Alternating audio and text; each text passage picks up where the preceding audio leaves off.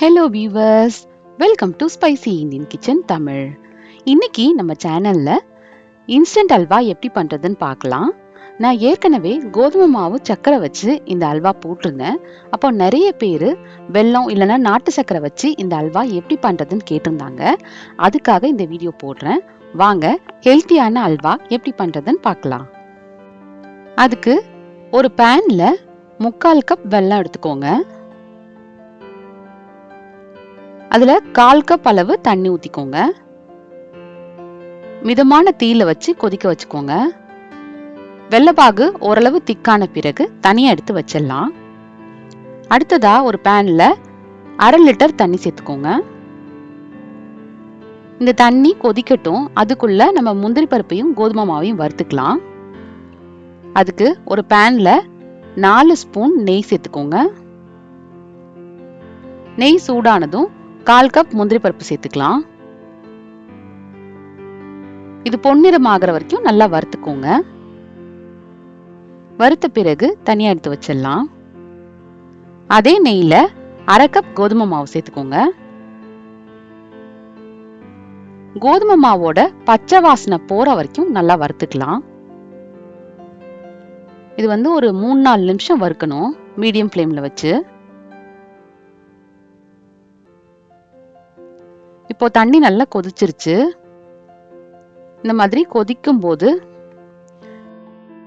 நம்ம வறுத்து வச்சிருக்க கோதுமை மாவுல சேர்த்துக்கலாம். தண்ணி நல்லா கொதிக்க தான் ஊத்தணும். கொஞ்சம் ஆறுனாலும் மாவு சரியா வேகாது. இப்போ கைவிடாம நல்லா கிளறி விட்டுட்டே இருங்க. ஒரு 2-3 நிமிஷத்துலயே நல்லா வெந்துடும்.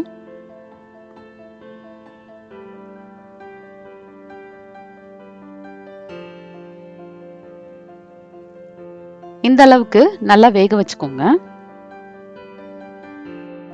இது வெந்துட்டு இருக்கும் போதே நம்ம இன்னொரு அடுப்புல சர்க்கரையை கேரமலைஸ் பண்ணிக்கலாம். அதுக்கு ஒரு பேன்ல 4 ஸ்பூன் சர்க்கரை சேர்த்துக்கோங்க. கொஞ்சமா தண்ணி ஊத்திக்கோங்க. ஒரு 2 ஸ்பூன் அந்த அளவுக்கு தண்ணி ஊத்திட்டு ஒரு 2-3 நிமிஷத்துலயே சர்க்கரை நல்லா பிரவுன் கலர்ல ஆயிடும். இந்த மாதிரி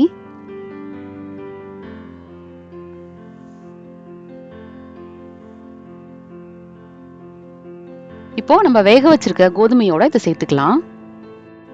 அல்வாக்கு நல்ல கலர் கொடுக்கறதுக்கும் வாசனை கொடுக்கறதுக்காக நான் கேரமலைஸ் பண்ணி சேர்த்திருக்கேன். இதுக்கு பதிலா நீங்க ஆரஞ்சு கலர் கூட சேர்த்துக்கலாம்.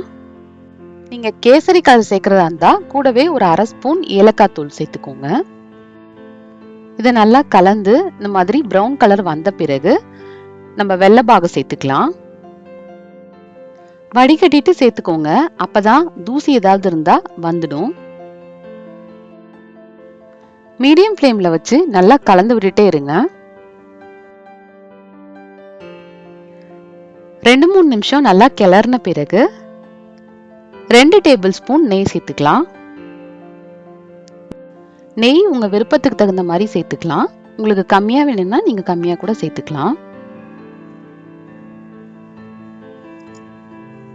இப்ப பாருங்க, அல்வா நல்லா பாத்திரத்துல ஒட்டாம பிரிஞ்சு வருது.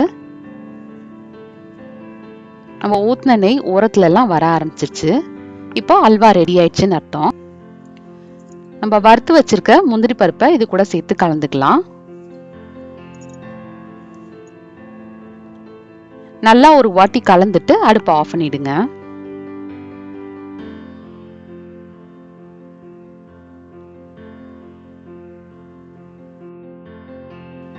நெய் நான் மொத்தம் 6 டேபிள் ஸ்பூன் சேர்த்திருக்கேன். நீங்க உங்க விருப்பத்துக்கு தகுந்த மாதிரி கூடவோ இல்லை குறைச்சோ சேர்த்துக்கலாம். அவ்வளோதான், நம்மளோட இன்ஸ்டன்ட் அல்வா சூப்பரா ரெடி ஆயிடுச்சு.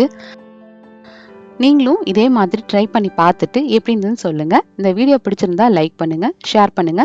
மறக்காம ஸ்பைசி இந்தியன் கிச்சனுக்கு சப்ஸ்கிரைப் பண்ணுங்க.